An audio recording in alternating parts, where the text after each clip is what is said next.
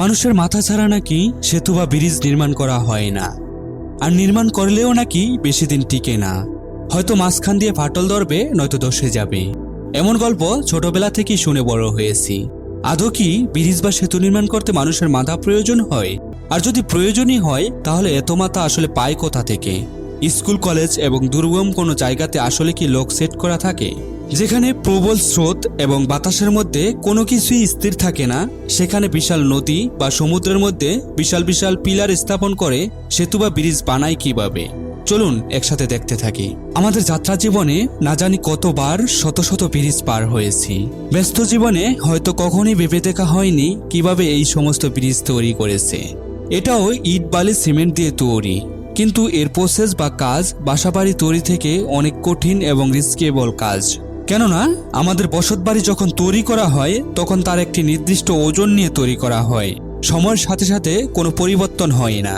কিন্তু ব্রিজ বা সেতুতে প্রতি মুহূর্তে শত শত টন ওজনের গাড়ি বহন করে থাকে, আর সেই ওজনবাহী গাড়িগুলো এক জায়গা থেকে অন্য জায়গায় যাওয়ার জন্য সারাক্ষণ চলতেই থাকে।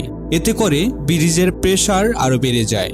আগের দিনের তুলনায় বর্তমানে আমাদের দেশের জনসংখ্যা অনেক বেশি, এবং তার সাথে সাথে কৃষিকাজে নানান রকম উন্নয়ন এসেছে এবং উৎপন্ন হচ্ছে ফসল।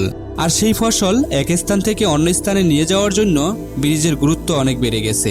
আর এই গুরুত্বের উপর নির্ভর করে প্রতিনিয়তই তৈরি হচ্ছে ব্রিজ। আর এই ব্রিজ মাটির উপরে তৈরি করা যতটা সহজ, তার থেকে শত শত গুণ কঠিন সমুদ্রের মাঝে তৈরি করা। পানির উপর ব্রিজ তৈরি করতে ইঞ্জিনিয়ারদের হিসাবে একদম নির্ভুল থাকতে হয়। কেননা যদি 1 ইঞ্চি বা 1 মিলিমিটারও হিসেবে ভুল হয়, তাহলে পরবর্তীতে হয়তো মুহূর্তের মধ্যেই হাজার হাজার গাড়ি এবং লাখ লাখ মানুষ মারা যেতে পারে। আর এই সমস্ত কনস্ট্রাকশন কাজের মূল ভিত্তি হলো ফাউন্ডেশন। কারণ ফাউন্ডেশন ছাড়া কোনো কিছুরই স্ট্রাকচার তৈরি করা যায় না। আপনি যদি কোনো বাসাবাড়ি তৈরি করেন, তাহলে আপনার সর্বপ্রথম ফাউন্ডেশন তৈরি করতে হবে। সেই রকমই ফাউন্ডেশন ছাড়া ব্রিজ বানানোর কথা কল্পনাও করা যায় না। এখন প্রশ্ন হলো, এই গভীর সমুদ্রের এত পানির মধ্যে নির্ভুল মাপ নিয়ে কিভাবে ব্রিজের ফাউন্ডেশন তৈরি করা হয়? আর এই ফাউন্ডেশন এতই মজবুত যে যতই ঝড় তুফান আসুক না কেন, তাও অক্ষত অবস্থায় ব্রিজ দাঁড়িয়ে থাকে। ইঞ্জিনিয়ারদের প্রথম কাজ হলো পানি এবং পানির নিচে মাটির তথ্য সংগ্রহ করা। এর জন্য ইঞ্জিনিয়াররা তাদের টিমের একদল স্কাই ড্রাইভার পানির নিচে পাঠায়। তারা পানির নিচে কয়েক সপ্তাহ থেকে সকল তথ্য সংগ্রহ করে থাকেন।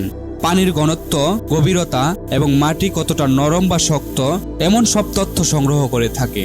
পানির গভীরতা যদি কম হয়, তাহলে সাধারণ খরচ এবং সময়ের মধ্যে সেতু তৈরি করা সম্ভব। আর যদি গভীরতা বেশি হয়, তাহলে ওয়ার্কারদের জীবনের ঝুঁকির সাথে সাথে খরচ ও সময় অনেক বেড়ে যায়। তারপরে ব্রিজ বানানোর মধ্যে সবথেকে গুরুত্বপূর্ণ হলো ফাউন্ডেশন তৈরি করার জন্য ওই স্থানের পানি সরানোর প্রয়োজন হয়। কিন্তু এত গভীর সমুদ্রের পানি কিভাবে সরানো হয়? এর জন্য 3 ধরনের পদ্ধতি আবিষ্কার করা হয়েছে। সবথেকে পুরনো এবং প্রাচীন পদ্ধতিটি হলো কফার ড্যাম। কফার ড্যাম হলো এমন এক সিস্টেম যেখানে চারদিকে বিশাল প্রাচীর তৈরি করে মাঝখানের পানি সরিয়ে ফেলা হয়। আগের দিনে এই কফার ড্যাম তৈরি হতো মাটি দিয়ে, মানে যেখানে ফাউন্ডেশন তৈরি করবে তার চারপাশে মাটি ফেলে প্রাচীর তৈরি করত। কিন্তু বেশিরভাগ সময়ই ভেঙে গিয়ে পানি চলে যেত ভিতরে, এবং তা ওয়ার্কারদের জীবনের ঝুঁকি বেড়ে যেত। তারপরে ইঞ্জিনিয়াররা এটি তৈরি করে লোহা দিয়ে। অনেকগুলো লোহার পাত একটির উপর একটি মিলিয়ে তৈরি করত কফার ড্যাম, এবং কাজ শেষ হলেই এটি তুলে নিত মাটি থেকে। ফাউন্ডেশন তৈরির জন্য পরবর্তীতে যে দ্বিতীয় পদ্ধতি তৈরি করেছে তার নাম হলো কাইসন্স পদ্ধতি। এই পদ্ধতিতে ফাউন্ডেশনগুলো প্রথমে সমুদ্রের ধারে বা নির্দিষ্ট কোনো জায়গাতে তৈরি করা হয়, এবং পরবর্তীতে সেই ফাউন্ডেশনগুলো যেখানে স্থাপন করবে সেখানে জাহাজের সাহায্যে নিয়ে যাওয়া হয়। এই ফাউন্ডেশনগুলোর নিচের সাইডে বন্ধ থাকে এবং উপরের সাইড খোলা থাকে। বক্সের মতো হওয়াতে পানিতে ভাসমান থাকে, কিন্তু ভাসমান হওয়াতে নড়াচড়া করতে অনেক সমস্যা হয়। আর এই সমস্যার সমাধানে ইঞ্জিনিয়াররা যেখানে এই ফাউন্ডেশনটি স্থাপন করবে সেখানে অনেক বড় বড় পাথর ফেলে জায়গাটি উঁচু করে নেয়, এবং যেখানে এই ফাউন্ডেশনগুলো স্থাপন করে তার উপরে সিমেন্ট এবং কংক্রিট মিশ্রণ করে ঢালাই করে দেয়। এতে করে জায়গাটি স্থায়ী এবং মজবুত হয়ে থাকে। কিন্তু এই কফার ড্যাম এবং কাইসন্স পদ্ধতি একটা নির্দিষ্ট গভীরতা পর্যন্ত কাজ করে। এখন পানির গভীরতা যদি অনেক বেশি হয়, তাহলে সেখানে কিভাবে ব্রিজ বানানো হয়? এর জন্য ইঞ্জিনিয়াররা অনেক সাধনার পরে তৃতীয় পদ্ধতিটি আবিষ্কার করেন। তার নাম হলো বেটার পাইস পদ্ধতি। এই পদ্ধতিতে ব্যবহার করা হয় অনেক বড় বড় লোহার পাইপ, এবং এই পাইপগুলোর এক একটার ওজন হয় কয়েক টন। এই পাইপগুলো স্থানান্তর করা এতটা সহজ নয়। তার জন্য বড় বড় জাহাজের সাহায্যে কনস্ট্রাকশন সাইডে নিয়ে যাওয়া হয় এবং আধুনিক টেকনোলজির তৈরি অত্যাধুনিক পদ্ধতির ভাইব্রেশন করার মাধ্যমে মাটির মধ্যে বসানো হয়। আর এটা এতটাই মজবুত হয় যে যত বড়ই ঝড় তুফান বা ঢেউ আসুক না কেন, এই পাইপকে 1 মিলিমিটারও সরাতে পারে না। আর এভাবেই পানির মধ্যে যখন একের পর এক ফাউন্ডেশন বসানো হয়ে যায়, তখনই সেতু বা ব্রিজ নির্মাণের জন্য প্রস্তুত হয়ে যায়। কিন্তু এই সকল কার্যক্রম এত সহজভাবে নেওয়া যায় না।